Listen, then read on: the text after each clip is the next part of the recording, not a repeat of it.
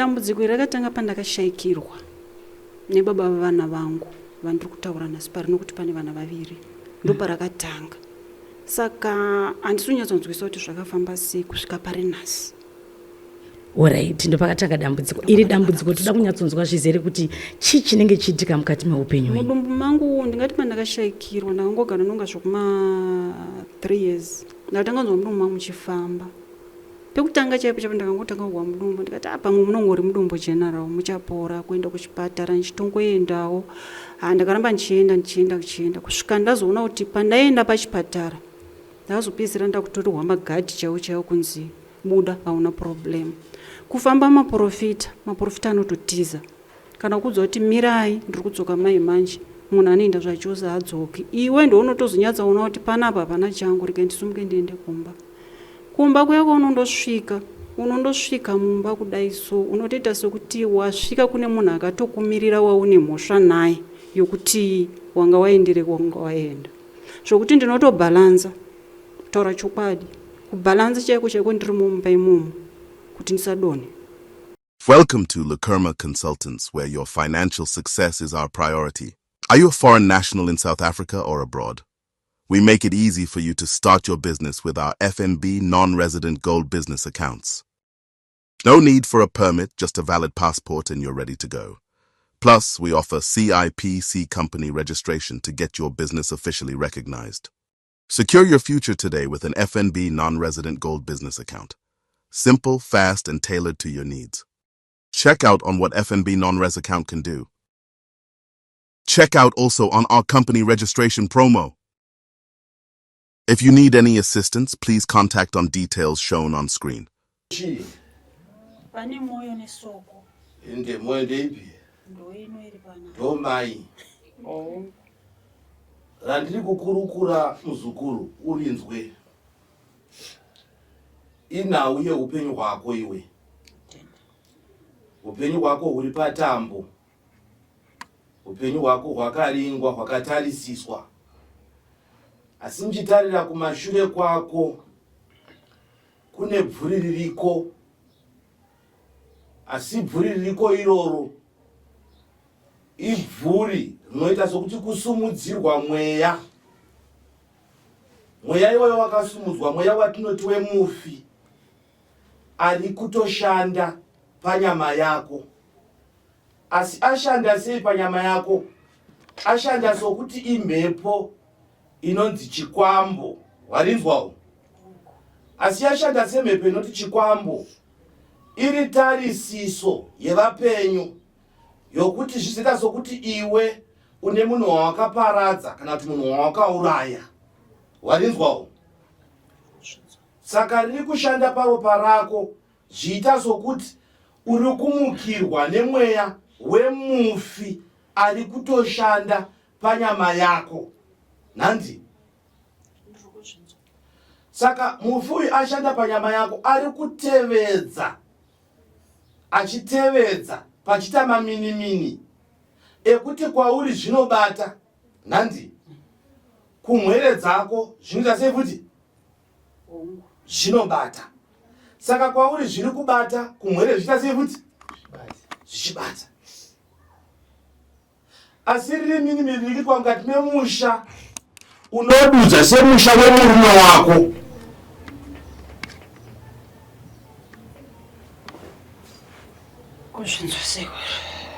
Saka pane mhepo iri kushanda semufi pauri, asi mufi uyu amutswa sechikwambo kuropa rako.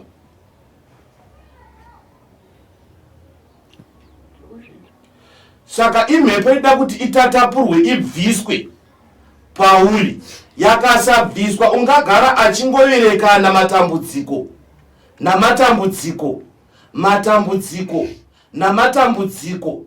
Uri kungokwira makomo, hapana paunosvika pamudzikisirwa. Nandi? Kutooma ndosaka tatomatozoona tati takupotera because ndega ndakoniwa ende ndine kuda kupindura pakuti pabati izvoni inobata kwandiri yobata kuvana. Izvo ndo zvazvinetsa kuti ini ndine rudzi rwangu, vana havane rudzi rwavo. kusizvine zvichitataka zvakafanana. Imhepo irikuita sokuti zviri kunzi iwewe unzi ndiwakaparadza munhu wapanzwisawo. Wakatozobuda ndabva ikoko ndofana nguwa nemakuwa nevamwe vaingondida mufemili imomo kuti havasi vese kavanozokuvengako. Saka iwe ndori kunzi ndiwakaparadza murume wako. Sekuru ndingada kuparadza muranda rume ndichisara nditamudzika nevana sezviri. Handawa ndiri kuchenera handina wandinoti uyu unongozvionera ndega. Saka dare riripo muzukuru idare rokuti kwauri haufaniri kugara zvakanaka, haufaniri kuwana kunyangwe wetsvimbo murume, nokuti murume wako andori pauriwe. Murume iye ari kuita sokuti ari kumutswa roita sokuti riri kubata dambudziko kumwere dzako, kuvana vako. Saka hauna rugare pauri. Vanoita sokuti vanoti uya tigadzirise zvikaranga zvewetsvimbo, asi iri nhau inoita sokuti vanoti toda kugara nhaka. Warinzwawo? Iwe uri kuramba kugarwa nhaka here mukati memusha uyu? Inini pache zvangu ndizvidavira ndakaramba just because maendero akaita mumangana wandifadza. Asi ivo vekumurume vanoti toda kugara nhaka. Inini kwete. Asi shoko rokuti toda kugara nhaka wakarinzwa here? Handichaziposi pakangoshaya muranda rume ndakabva ndangosururuka nokuti ndachibata-bata ndiri muHarare. Saka ndanda kudzoka kubasa mfa ndasiya zvinhu kumusha kwevarume. Ndobva ndapinda muHarare, ndobva ndaita zvandandichiita. Saka pakazoenda vanhu kumanyaradzo ndikati aba mukuru nditakurire zvinhu zvangu ndiite sei ndidzokere kuHarare ndikwanise kuita sei kuti vana vakwanise kusumuka. Ndobva vazondita kuisa zvinhu zvangu ndibva ndazoya muHarare. Saka kusungubva weipapo ndandangotetereka. Zvinhu zvako zviri kumusha kwemurume wako? Ndakatobvisa. Asi amene zvimwe zvavakazondoita handina akakwanisa kundiudza. Vakaenda vega pache zvavo. Ini handida kuziviswa. Kusvika iye zvinezvi. Chinzi waka tichiwedzera pakutaura nasekuru ndizvo nai. Kuwedzera pakutaura nasekuru. Panyamba yako patori nhau dzeupomedzerwa dzekunzi iwe uri kuziva chakauraya murume. Ndizvo andisvika. Saka nhasi madhobha paendewa pamusoro peguva. Wazvinzwa? Vaenda pamusoro peguva ndopa vakaenda kusvika kunosimudza mhepo kunotaura mazwi. Vakaita sei? Avakataura. Ndizvo nai. Vatsekura mazwi ekuti wewe murume. Nokuti uyu akaita uyu akuhwanda. Wazvinzwa? Abba asvika manje abba anosimudza mhepo akateerana nemhuri yake. Iro ndo ratiri kunzwa. Asi kuti pachijeka sei? Makati. Pane kuti zvitonho zviriwedzera tonyanduka. Ndosaka tazopotera. Nokuti hanha rugare madhoo ari kufuma akashama. Ini ndokufuma ndakatsva dzimwe dzenguri, ndokufuma ndakabhenda. Zviri kuve maminimini handizvinzwisi. Chinhu chakaiswa ichakaiswa panyama yako. Ndozvandaida kutobvunza chiri panyama yangu ukati pano pachiri kuopareta chiro. Chiri panyama yako chotogara mukati mehura hwako. Ndinongodiwa 2 minutes chete nokuti chandingadaro zvimwe murume wangaparara ni 18 years. Ndakazama kumisa dzimba mberi dzikaramba. Imwe ndo yandakasiya iriko izvezvi iri kutonetsa.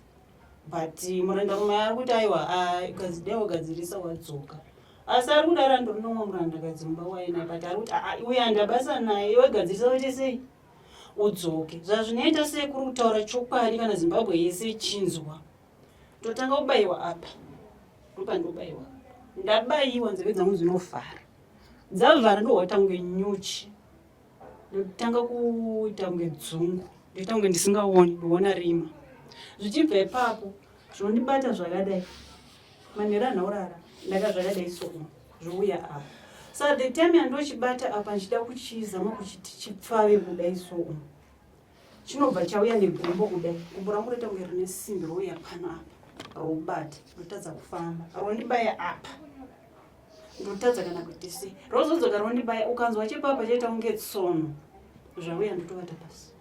Ndavata pasi iriri apa pamuri kuona paposheni panopinda mukati. Kupinda mukati kudaita kunge ndine gumbo hwanu. Kufovera. Kufovera. Ende.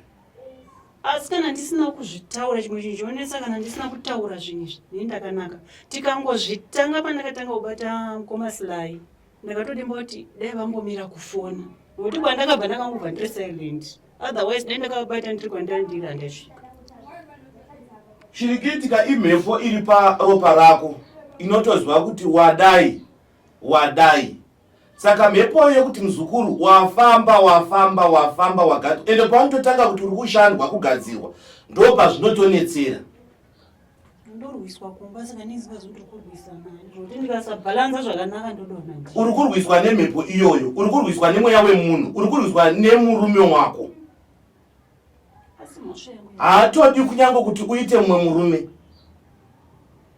Ndozvakandinetsa nokuti ndakatombobvunza zvibvunza kuti before murume uyu akagondiroora sei kosei iye zvine zvimba yakuramba. Saka enzekurina handichazikana mashoko enandine. Saka kuti utambanudzirwe upenyu muzukuru hunge wabviswa chiri mukati paropa rako. Ichocho kada zvichasa ndopaunoti wakashuvira kana kuti kufunga kuti ndaitira mwana ichi kana ndaitira mwana wakatasa kuvana vakunotanga kuita maminimini. Kwauri kunyange kutsvaga raramo kuti zvinhu zvangu zviendeke zvotanga kumira. Maminimini achoni akatoitika. Pane mwana watati fana kuya naye mukomana. Anzwa kuti ndakuya ndibva kwena ndichibva. Angonyamura bhegi negumbeswa kurumidza kobuda. Ezvitati tichirwa naye peace up. But azopindura tapanapa kuti handisi Mwarayi. Hatisitozokwara. Ndiye munhu watati nyaya kuda iye. Kuwirirana naye haungawirirani naye nechikonzo chokuti mhepo iripo ndiya baba vake. Saka ndakudza kuti nawe iripo ita sokuti iwe ndiwe uri kunzi wakauraya chi murume. But pamukurarama kavanonga vasadara. Kwaita zvakare une here chimwe chinhu iwewe pachinhu zvese zvawakatakura iwe zvemunhu akaparara zvawakatakura iwe? Handina kana mugwani. Kuti zvimwe zvacho takatoona pane munhu anga akatopfeka zvipfeko izvozvo hembe isati dzaparadzwa patisvika ndinetsa handachandakwanisa kutaura pakaita noise mufi asati avigwa. Saka ndo pana makakatanwa aya ndo pane nhau paupenyu hwako. Saka ungamhanya itsvaga dambudziko guru wakasumudzirwa mweya wemufi wakaturikwa bvuri remufi nehama dzemurume wako. Asi iri tarisiro yokuti zvinzi iwe pazvese ndinotaura zvinzi iwe ndiwakaparadza chii murume. asi vachizivawo zvavakaita. Hanzi achiziva zvavakaita. Muri kuziva kuti mambotaura kuti murume wenyu akafa zvisina tsarukano. Iye zvino makuridza kuti vachiziva zvavakaita. Ameno sekuru chakaparadza murume chii? Murume wava nemhepo yakusumudzwa ichivatambudza. Murume wakakaparadzwa nemhepo inoti chikwambo. Chikwambo chimwe icho ndo chikwambo chakushanda kuti pachi pamukadzi. Nokuti akarara mumba sekuru mubhedha wangu wakadai akarara sekuru muri akati ndiri kuona chimunhu icho. Ndikati chimunhu chauri kuona ndechipi? Zvika ndikuona chimunhu icho chakapfeka heti chiri apapo icho. Ndobva anditi iwe handirarame. Ndopa vakazomutakura ibva vaendiswa naye kuchipatara zvokuti kana dai anga pane ukama hwacho aindipupurira mashoko iwayo. Bhozi ndakazviudza mai ava vakazoparara zvavo. Ndikatotaura ndikati ndozviri kutaura chii mwana wenyu? Vakatoti zvazvingoda umwe varipo asi mai ava vamweni vange vakazoparara. Saka iye zvino ukada kuzvitarisa muzukuru pauri ungatanga kunzwa sokuti muno mumazamo mako unonyerekedzwa kana kunzwa sokuti uri kufambwa kana kunzwa sokuti uri kuyamwewa. Warinzwawo zvazvinongana seizvozvo ndo panotangira mvira dzekurwara kwako. Warinzwawo ichokwadi ndinofambiwa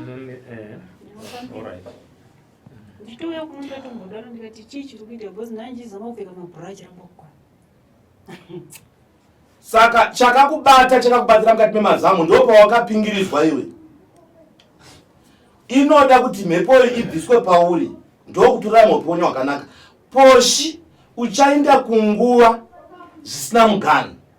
Kunguva ikoko iri nhau yokuti haungafari nemurume mudumba kana kuti mumba uri kunguva. Baba ndizozino kuti nditotambura kuenda kwacho. Hauzi kutoenda kunguva. Kana kuenda kunguva kana kuenda kutoilet. Asi ndinotya everyday. Saka unoda kuti ubviswe mhepo iri kugara mukati mehura hwako.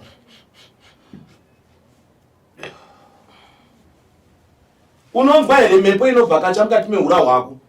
Sekuti unotonzwa sokuti muri kutamba mwana. Asi kuzvitakura hauna.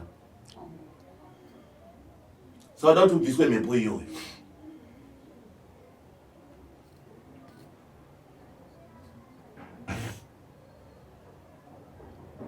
Ndo kusunungurwa kwako.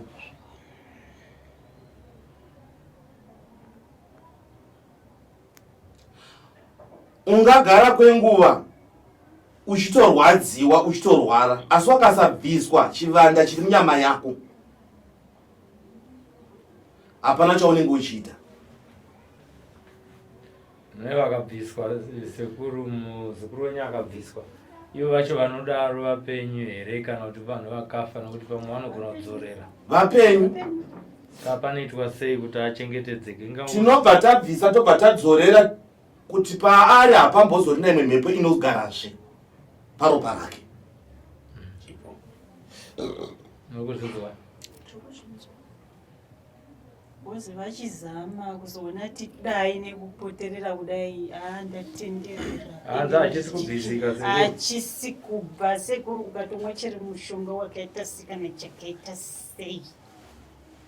Unoshaye kuziva kuti chinongotigana kuti nyarare kana zvokungokuvaraidza kana 1 hour pachinozoti chotanga ungasati munhu uyati alright ndokwaunga waenda ikoko. Unondibvumira here kuchibvisa? Inenge chibvi. Handi hausati wambochibviswa? Handisati. Kana chitogona ngaidzokere kuvaridzi vachinondogadzira. Handisi kuchidzosera kuvaridzi vacho ndisati ndachibvisa pauri. Ngachibvise ndanetseke. Nokuti sindiketi yeri kuti kana kumwana saka ndochazokufamba zvokufambidzana sei. Handi mwana ndiwe murume wacho? Ndatenda. Mukomana ane chest iye watati chida pano watashaya. Topane mazwi kuti rwadziwa nevana. Kana warwadziwa nevana uchati tsvaga. Noti kuvatsvaga uchavatsvaga.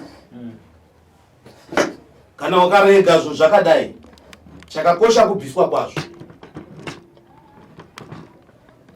Batsirai vazukuru venyu sekuru Hungwe. Batsirai vazukuru. Saka muzukuru wangu sokera padhuze apa. Tishande. Unze ni microphone. Don't worry.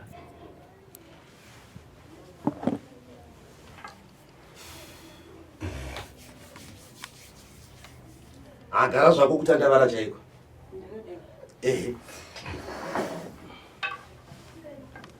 Bvisa juice rako ako.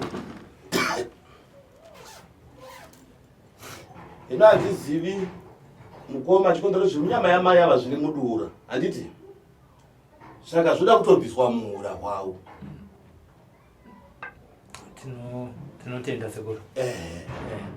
Kubviswa kwazvo ndozviri kubviswa muhura. Tinotenda. Mwana waripo musikana anenge ndiyo witness yedu. Ndisako ese macharai mwanangu.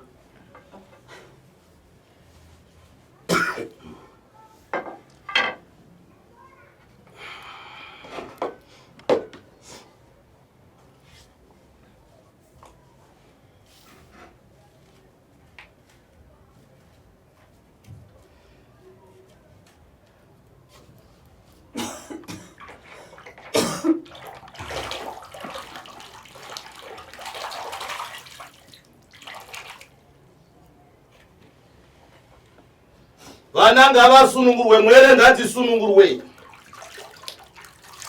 Paupenyu ngatisunungurwe mwere idzi.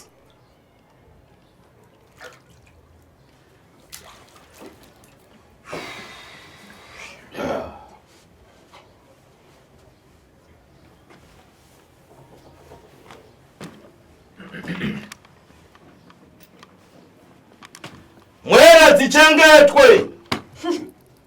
Paupenyu hwadzo mwere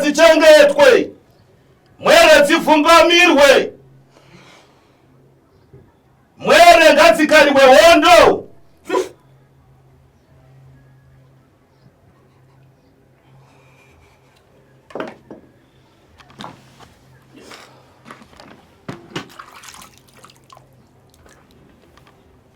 Bata dumbu rako mzukuru wangu,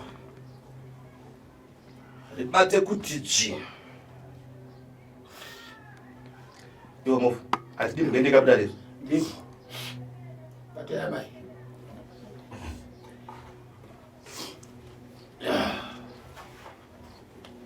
Bati sai, kosore katatu. Kosorai. Kosora, kosora gomera.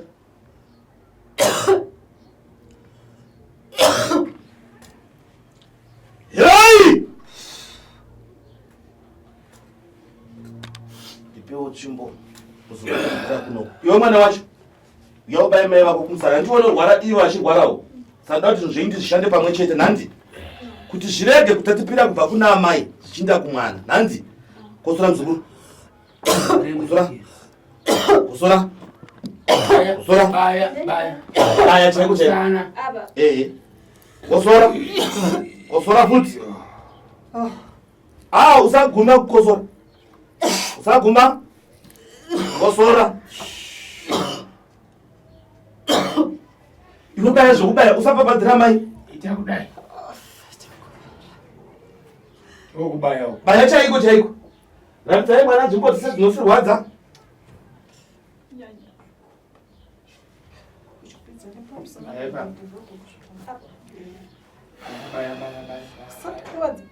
Aiwa, kuwadzwai. Chakakosha kurapa.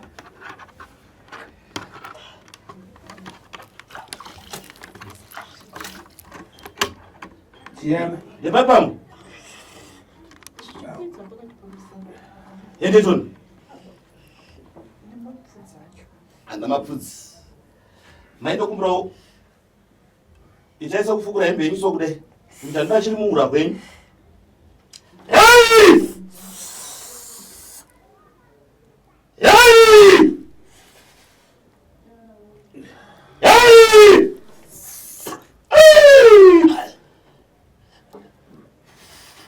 Baya mai vako toni. Baya.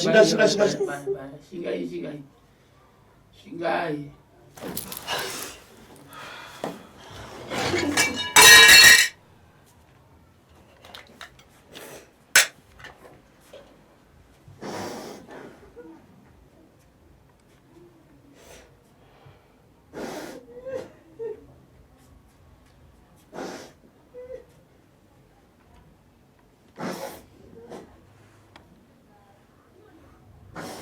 Usachema mzukuru wangu.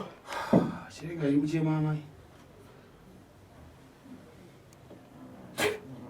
Hey! Chipo, yo mwana usachemeka. Ngasunungurwe. Hey!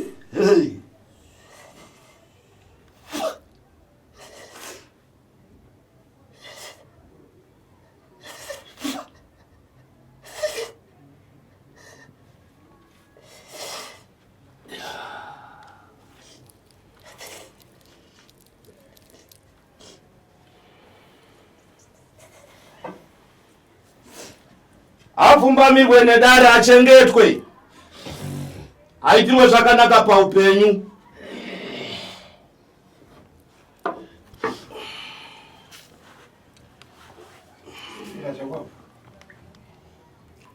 Chucha chikutambudza izvi mzukuru.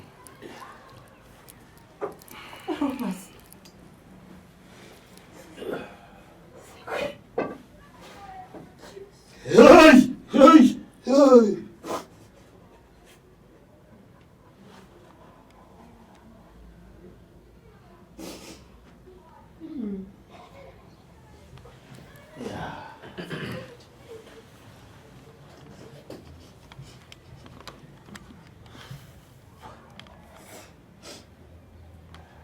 Pamuzukuru afembe mapfembo.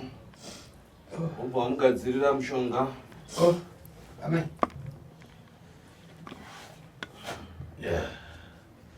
Oiwe.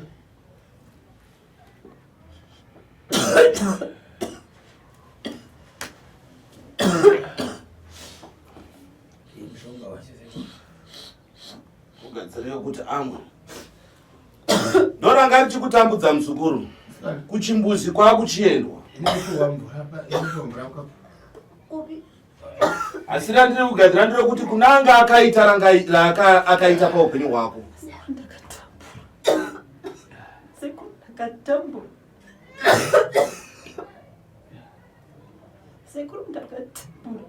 usatambura sei mhepo dzanga dzakakuripinga kudai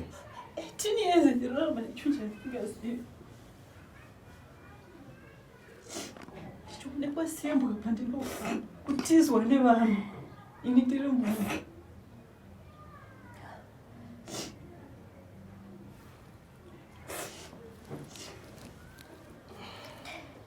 ndoranga richikudzuvaidza kwemakore ese uchirarama ndinovimba kushanda rasununguka nandi wasunungurwa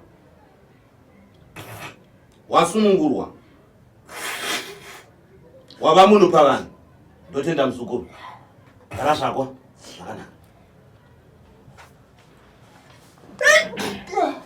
mukomaranga yari ari vazukuru mukomasilai ndanoshanda tinotenda sekuru ndiro ranga richivadzuvaidza iro ndora vaichema saka vairinzwa kufamba nekumhemhaira mukati medumbu rangu raimhanya richipota-pota ita zvaraida asi ndashanda ranga riri dumwa kana kuti sango nandi raunga wakaturikwa asi nhau iyo kuti uzodzokera kunoti aiwa tinda ndakadai saka muzukuru asati ndamushanda achadzoka pano asina kudya nerungwanani ndichimupa gwenzi randichamupa unokwanisa kushanda mudumbu mani make asina chaaita sei chacho ndicharishanda seizvozvo aiwa tinotenda rapai vazukuru sekuru ndinotenda zimbabwe ipore ndinotenda tinotenda zvikuru tinotenda nekuvagamuchira hanzi murombo munhu hapana kwandisina kusvika ndingobuditsa manosvika izvezvi ndaperwa pakushayika naseti chairo chairo ndinotenda uchifamba kudai unoita kunge wakamonera nyoka kudai musoro kuti vanhu vese vanokutisa kana kuti ukatanga kutsika uchifamba pavanhu kudai vanhu vanomisa musoro wokutambisa kudai tozvinoudza usina nzvimbo yandasvika kudai vanhu vanoonda vese ivo ndo vanotoonda tachauziva kuti achisvetwa ropa ndichisvetwa ropa pandakatotanga navo pandizonga ndifonda vakati sisi regai ndikutsvakire ndizame ndione kuti zvingamira sezi zvomuchigara kuno chakatanga kuvhundunyuka ndamukomasilai vambomira kutaura nini handina kuvata ndavata ndakachegera kumberi raganuka muzukuru. Welcome to Lakerma Consultants, where your financial success is our priority. Are you a foreign national in South Africa or abroad? We make it easy for you to start your business with our FNB non-resident gold business accounts. No need for a permit, just a valid passport and you're ready to go.